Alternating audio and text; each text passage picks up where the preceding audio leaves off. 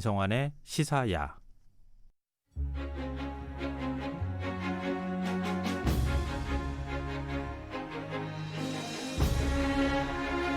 일제강점기에 철거된 돈의문이 디지털 기술로 복원돼 애플리케이션을 통해 볼 수 있게 됐다고 합니다.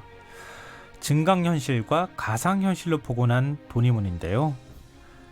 그런데 돈의문 하면 낯설죠. 그냥 서대문이라고 하면 알아듣기 쉬운데요. 1915년 헐려서 지금까지 복원되지 못한 유일한 사대문입니다. 이 돈의문뿐 아니라 서울의 관문인 숭례문, 흥인지문에도 아픈 역사가 숨어 있다고 합니다. 오늘 흔적의 역사 시간에는 돈의문, 즉 서대문의 디지털 복원을 계기로 이 서울의 사대문에 얽힌 아픈 역사에 대해서 알아보도록 하겠습니다. 경향신문 이기환 선임기자 나오셨습니다. 안녕하세요. 안녕하세요. 네. 저도 1960년대인가요? 그때 지금 아현 고가차도 만들어지고 이랬던 역사 찾아보면서 이 돈의문이 헐렸던 얘기들이 거의 같이 나오더라고요. 네. 그걸 제가 봤던 기억이 나는데요.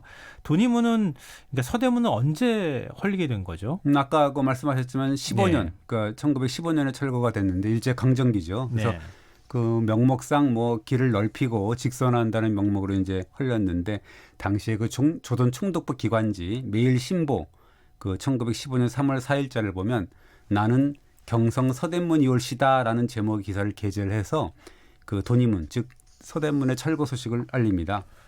나는 서대문이 올시다 이렇게 얘기를 한 건데 무슨 사람 같아요. 그러니까 이제 제목만 보면 무슨 엄청 민족지가 무슨 이렇게 보도한 것처럼 그런 논조잖아요. 근데 매일신보는 사실 총독부 기관지거든요. 그래서 이 돈의문 서대문의 철거를 의인화해서 영원히 사라질 어떤 문을 안타까워했는데요. 그럼 뭐라고 썼냐면 이름 덕분에 몇백 년 먹어도 다 갓난아이처럼 세문 소리를 들었다는 게 세문이라는 게 세문안 교회라는 거 알잖아요. 그러니까 보통 그 돈의문이 처음에 세워졌다가 다시 이제 헐고 했다가 세종 때 다시 세웠다는 거거든요. 그래서 새로운 문이라 그래서 세문이라고 했습니다. 그런 거를 이제 여러분과 인연이 끝나서 경매되어 팔린답니다라고 하면서 조국의 변란이 일어나면 그래도 무능하지만 구국의 간성이 돼서 적군의 탄환, 화살을 막았다 나는 이런 식으로 해서 이제 하고 그러나 그 지금은 경매 몇 푼에 팔린다 이런 식으로 썼습니다. 아니 그 조선 총독부 기관지가 이렇게 슬프게 민족지처럼 이렇게 기사를 써요. 그때는 신문이 그거 하나밖에 없었다고 하는데 어쨌든 간에 되게 안타까운 어조로 시작을 하잖아요. 근데 이제 나중에는 좀 체념조로 가는데요. 뭐라 하냐면 이제 도끼와 연장이 내 몸을 파괴한다는 생각을 하니 소름이 돋지만 그렇게 슬퍼하면서도 조금 있다가는 도량 넓게 생각을 해보면 내 한 몸 이렇게 흘러나가는 것이 기쁘기 한량이 없다라고 위안을 하게 되거든요. 이게 갑자기 저는 지금 전율이 왔는데요. 최근에 이제 그 일제 식민사관 얘기들을 많이 하잖아요. 관련돼 있는 책이 나와서 또 논란이 되고 있기도 한데 일본 사람들이 조선인은 굉장히 무능력한 저항하지 못하는 그런 민족처럼 만들었다고 그러니까 과거 역사를 저도 보면서 이제 그런 거를 계속 끊임없이 강조하는 걸 봤는데 딱 그게 딱 들어맞는 사례예요. 조금 있으면 제가 또 말씀드리는 또 그런 사례가 또 있으니까 한번 들어보시고요. 그러니까 이 신문이 또 철거의 당일성을 계속 얘기를 하잖아요. 강조라고 그러는 건데 이렇게 얘기를 하죠. 그러니까 아무리 강한 성벽도 이제는 대포 한 방이면 무너질 정도로 무기가 발달한 시대가 됐다. 그리고 이 서울이 너무 번화해가지고 교통에만 방해가 되는 문이 된 거 아니냐. 그래서 큰 길을 만들려고 하니까 이 한 몸 영원히 죽는 게 아니라 그리고 공공의 이익을 위해서 몸을 버리니까 면목이 선다, 즐겁다라고 하면서 3개월 뒤인 6월 11일자 매일신문 그러니까 6월 10일 날 아마 완전히 헐린 것 같아요. 그래서 돈의문 완전 철거 기사를 쓰면서 서대문이 250원에 팔렸다. 그리고 마지막 부재가 덜커덩 이게 땅에 떨어지는 그 순간 슬프다라고 소리치듯이 쿵 하고 땅이 울리더라라고 하면서 서대문은 영원히 이제 그림자가 사라졌다라고 했죠. 그러니까 일제가 돈의문을 철거하면서 철거할 명분을 만들기 위해서 이런 거를 작성한 거 아닌가 싶어요. 그러니까 막 같이 아파하고 슬퍼하는 척하면서 결국은 근대화를 하거나 새로운 길을 뚫기 위해서는 어쩔 수 없이 아픔을 견뎌가며 네. 슬프지만 이런 일이 벌어질 수밖에 없었다. 뭐 이렇게 하면서 뭐 합리화를 시켜가는 그런 의미도 있는 것 같은데 이제 그 기사를 보면 뭐 사실 좀 의미심장한 내용이 나와요. 뭐라 그랬냐면은 그 흥인지문이나 숭례문 그건 동대문하고 이제 그 남대문으로 표현했지만 네. 그런 것처럼 서대문이 잘생기지를 못했기 때문에 뭐 옆으로 길을 돌려서 뭐 숭례문이나 뭐 흥인지문처럼 길을 돌려서 이렇게 만들 수도 없는 거 아니냐. 그래서 헐린 거다. 할 수 없이 철거하는 거니까 뭐 여러분들한테 작별을 고한다라고 얘기를 했거든요. 사실 네. 근데 그 말은 100% 맞지는 않습니다. 왜냐하면 그 돈이문은 매일신보 기사 표현대로 교통에 방해가 되거나 혹은 뭐 숭례문이나 흥인지문처럼 잘생기지 않았기 때문에 철거된 거는만은 아니었거든요. 아니 잘생기지 않았다고 철거하지 말도 안 되는 논리인데요. 뭔가 다른 숨은 의도가 있었을까요? 네, 그러니까는 뭐 돈이문도 헐릴 운명이었지만 사실은 네. 숭례문하고 흥인지문도 모두 헐릴 예정이었습니다. 근데 지금 숭례문하고 흥인지문은 남아 있잖아요. 예, 그렇게 된 이유가 있죠. 그러니까 생각해 보면 일제 입장에서 보면 숭례문이 뭐가 그렇게 예뻐갖고 뭐 남겨뒀겠어요. 솔직히 그렇죠. 말해서. 그렇죠? 왜냐하면 네. 조선 왕제 왕도고 또 대한제국의 황도인 서울의 정문이니까 사실은 어떻게 보면 반드시 철거해야 될 대상이었죠. 근데 일제 입장에서 보면은 굳이 그러면 살릴 필요가 없었다고 볼 수 있지 않겠습니까? 그렇지 않아도 일제가 사실은 도성, 산성, 사찰 뭐 이런 데 남아 있는 기념물 이런 거를 굉장히 그 눈의 가시처럼 여겼거든요. 그래서 네. 당시에 이 서울에서 발행된 일본인 신문이 있어요. 한성 신보라는 데인데 네. 초대 사장을 지낸 자가 그 아다치 겐조인데 이 자가 낭인 출신으로 해서 나중에 이제 뭐 민비 그 명성황후의 시해 사건 또 일으키는 그런 주범이기도 하고 그렇거든요. 이 자가 뭐라 그랬냐면 조선인의 동화를 위해서 강갈해서는 안 될 것이 있는데 바로 역사적으로 반일 자료를 공급하는 기념물 이거를 없애야 된다. 이것이 민심 통일과 조선인 동화를 위해서 불가피하다고 주장을 했는데 왜냐하면 조선의 산성이라든가 사찰을 보면 무슨 여기서 왜구를 격퇴를 했니 무슨 뭐 외적을 섬멸했냐는 반일 그런 기사 자료들이 계속 새겨져 있다는 거예요. 그래서 네. 조선인들이 이걸 맨날 아침 저녁으로 보고 그러면은 이게 조선인 일선 동화에 아무래도 영향을 줄 수밖에 없다. 항일의 상징처럼 여겨지는 게 아니냐 이렇게 이제 얘기를 하죠. 뭐 하는 일도 별로 없는 낭인 같은 사람이 별일을 다 했다 생각하는 게 되는데요. 근데 언제부터 이런 기념물들을 철거할 계획을 세운 건가요? 뭐 우리가 잘 알듯이 1905년에 울산 늑약이 이제 되는데 네. 거기서 이제 대한제국이 일본의 보호국으로 전락을 하고 뭐 한국 통감부가 개설이 되고 그러잖아요. 네. 그때 숭례문 역시도 이 풍정등화가 됐다 이런 건데 서울에 거주하는 일본인들이 좀 많았거든요. 그때 이제 그 단체가 일본 거류민회예요. 여기서 용산하고 그 인근 지역 여기를 40만에서 50만을 수용할 수 있는 도시 개조 계획을 이제 그 계획했었거든요. 아니 서울 인구가 얼마라고 4, 50만 명을 수용할 수 있는 네. 그 도시 계획을 만드는 거. 네. 이것도 민간 기구에서 했다는 것도 이해가 안 되지만 그러니까 완전히 그러면 용산에다가 신도시를 하나 만들겠다는 얘기는 다른 지금으로 없는 보면 거네요. 신도시라고 볼 수가 있고 그래서 네. 뭐 서서문하고 뭐 이 광희문 뭐 네. 직통도를 만든다든가 종로에 십자대를 조성한다든가 그리고 임진왜란 때 왜군에 주둔지 외성대라든가 옥정 지금 뭐 예장동이나 회원동 그쪽이거든요. 네. 거기 있던 남산 북쪽인데 거기에 뭘 공원화한다든가 뭐 되게 성지로 만든다는 그런 의미겠죠. 그리고 용산에 대규모 경마장을 건설한다든가 뭐 이런 계획도 포함되어 있었죠.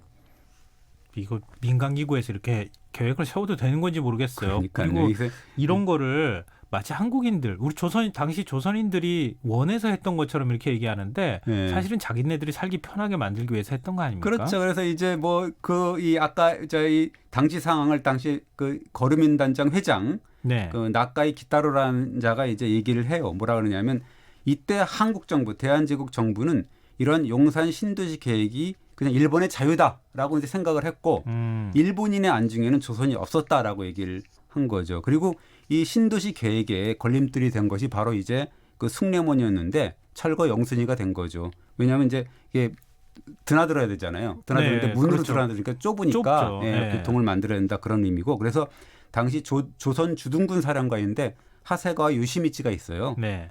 아예 낡아빠진 남대문 빨리 철거를 해야 된다라고 하면서 심지어는 포격으로 파괴하자라는 극단론까지 제기를 하는데요.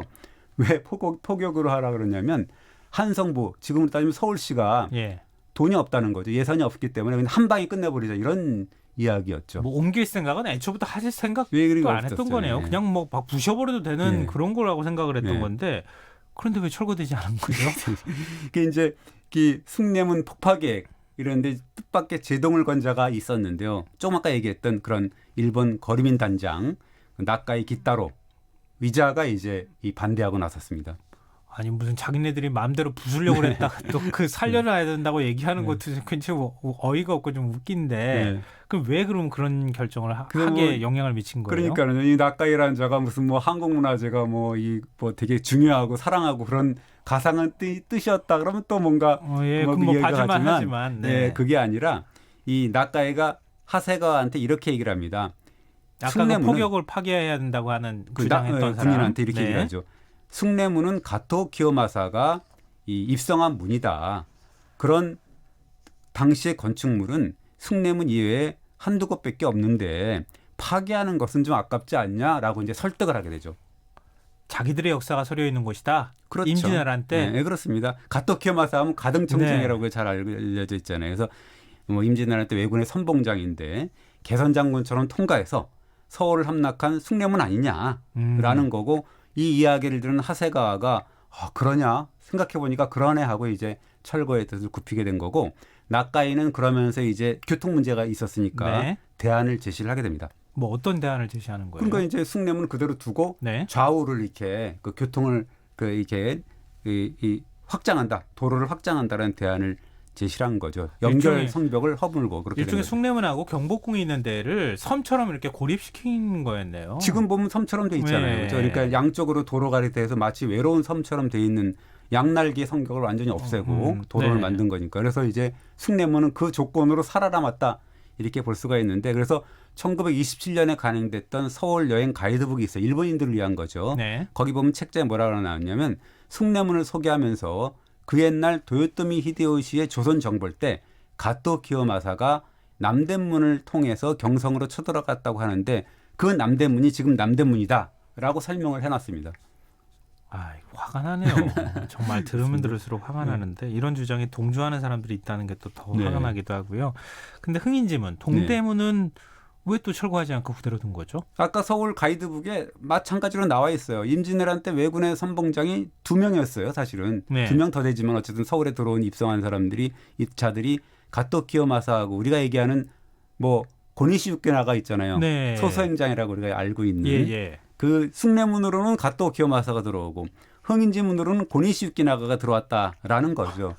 그러니까 우리가 일제가 남대문 그 동대문을 보존한 거예요. 숭례문과 흥인지문을 보존한 것은 무슨 뭐 문화재적으로 가치가 있다든가 미술사적으로 가치가 있다든가 그런 게 아니라 그냥 한마디로 임진왜란 당시에 일본 승전의 관문이기 때문에 몸을 보존할 수 있었다라는 거고 일제와 아무런 관련이 없는 그 돈이문 서대문을 비롯해서 무슨 서서문이라든가 동서문은 속절없이 철거당했는데 이런 논문을 쓴 사람이 누구냐면 한국인이 아니라 일본인이 있었어요. 서울대 석사 논문을 썼기 때문에 그걸 제가 소개를 지금 하는 겁니다. 2002년인가에 쓴 거를 제가 소개를 하는 거예요. 그나마 그 기록을 남겨놓으니 다행이네요. 그렇습니다. 일본인이 그렇게 썼더라고요. 근데 숭례문이 국보 1호, 흥인지문이 지금 보물 1호로 지정되어 있는 거죠. 그렇습니다. 이것도 뭔가 배경이 있습니까? 그 사실은 조선 총독부가 1933년 12월에 조선의 문화재도 가치를 둬야 된다라고 하면서 그 이 문화재 보존령을 제정을 합니다. 그러면서 이제 역사의 증거가 되고 미술의 모범이 되고 이 뭐 학술 연구에 도움이 될 만한 그런 문화재들 연구 보존한다 그런 뜻이었는데요. 그래서 이제 그 문화재 보존회를 만드는데 그 보존회가 뭐냐면 지금의 문화재위원회 같은 그런 거예요. 그래서 문화재를 보존하고 지정하는 거를 심의하는 그런 조직을 만들었죠. 그러니까 다 일본 사람이었나요? 아니면 뭐 거기에 조선 사람도 거의 포함이 돼 있었나요? 예, 뭐 25명이 있었는데요. 한국인이 5명 정도 들어가 있었거든요. 그래서 보면은 뭐 한국인으로 들어간 사람이 누구냐면 총독부 사무관인 유만겸, 그다음에 중추원 차민 유정수, 학계에서는 우리가 잘 아는 뭐 최남선, 이능화, 뭐 김용진 이런 사람들이 포함이 됐는데 이듬해인 1934년 8월에 관보를 통해서 1차 지정문화재를 발표를 합니다. 이때 보물 1호는 남대문, 보물 2호는 동대문, 그리고 고적 1호는 경주 포석정지 이런 식으로 이제 그 이 지정을 하게 되죠. 그러면은 이 보물로 숭례문과 흥인지문을 1, 2호로 나란히 지정한 게 그 임진왜란 당시 일종의 뭐 자기들이 통과했던 외장이 통과한 승전문이라는 이유 때문인가요? 아니면 다른 이유가 있었나요? 사실은 그런 이유는 직접적으로 달지는 않았어요. 그러니까 네. 뭐 지금 알려진 얘기로는 일제가 문화재를 지정하면서 중요도에 따라 번호를 매긴 것은 아니다라고 얘기가 하는데요. 그런 말도 사실 일리는 있습니다. 뭐냐면 일제가 문화재 지정 때 발표한 어떤 순서 번호를 보게 되면 1년 번호를 보게 되면 그냥 지정하는 순으로 편의상 붙인 흔적은 좀 있습니다. 네. 예를 들자면 보물 1, 2호는 아까 얘기했던 남대문 동대문이고 3호는 보신각종이고 4호와 5호는 원각사 다층석탑과 원각사 B 5, 6호는 중초사 당간지주 중초사 3층 석탑 이런 식으로 9, 10, 11호는 뭐 개성 첨성대 개성 남대문 뭐 이런 식으로 달았거든요. 그러니까 남대문 동대문 이런 것들을 빼면 같은 장소에 있는 문화재를 이렇게 묶어놓은 흔적이 있기 때문에 그냥 어떻게 보면 편의상 그냥 1년 번호를 붙인 거다라는 가능성을 배제할 수는 없다는 얘기죠. 에이, 그래도요. 네. 그래도 1호 이러면은 그건 상징성이 있는 거잖아요. 1호를 그냥 뭐 우리 눈에 들어왔으니까 그냥 순서대로 묶어서 1호, 2호, 3호 이렇게 붙였습니다. 예. 이렇게 얘기하지는 않을 것 같은데요. 잘 보신 것 같아요. 그러니까 좀 이상해요. 뭐 그렇지 않아도 일제가 이런 생각을 가지고 그런 생각을 가지고 식민조선이 문화재 정책을 폈다라는 걸 짐작할 수 있는 기사들이 좀 남아 있습니다. 예컨대 뭐냐면 조선총독부가 아까 얘기했던 그 문화재 보존용을 제정을 하면서 그 국가 그러니까 일제가 관리해야 될 문화재 범위를 규정을 했는데요. 중국의 문화를 수입해서 이것을 일본에 전한 조선사의 변천 그리고 고대 일본과 중국 관계를 천명하는 유적 이런 식으로 이제 그 제안을 좀 해놨다라고 볼 수가 있죠. 그러니까 중국 문화를 수입해서 한반도를 거쳐서 일본에 전했다고 하는 그 흔적이 남아 있는 것만 인정한다. 주로 이제 중요한 그런 것 가치를 같아요. 인정했다. 네, 그러니까 조선의 독창적인 어떤 역사를 보존하기보다는 중국 문화를 수입해서 그냥 일본에 전한 이른바 일중관계 역사 위주의 문화재를 관리하겠다라는 거고 그리고 제가 하나 본 거는 1938년 11월 달에 그 일제가 좀 그 이 문화재를 또 이제 추가로 이렇게 지정을 하는데 네. 거기 이유를 뭐라고 돼 있냐면 내선 일체의 관념을 적확히 표명하는 문화재를 골라서 그러니까 보물, 고적, 천연기념물을 지정한 그런 흔적이 있거든요. 그렇게 얘기를 합니다. 이 내선일체의 관념을 표명하는 문화재를 지정한다. 예, 그렇습니다. 그래서 그때 지정한 것이 임나 일본부와 관련된 문화재, 그다음에 임진왜란 때 일본군이 쌓은 외성 이런 것들이 이제 고적이나 뭐 이렇게 지정이 되는데 뭐 임나 일본부 잘 아시지만 4세기 정도에 일본 야마토 정권이 한반도 남부에 임나 일본부를 개설하고 거기에 이제 점령을 했다. 6세기까지 그런 거잖아요. 네. 그럼 그것은 뭐겠습니까? 아까 말씀하셨지만은 너네는 결국 우리의 지배를 받을 수밖에 없다라는 그런 되게 타율성의 역사를 강조하고 싶은 거죠. 그런 역사라고 볼 수가 있습니다.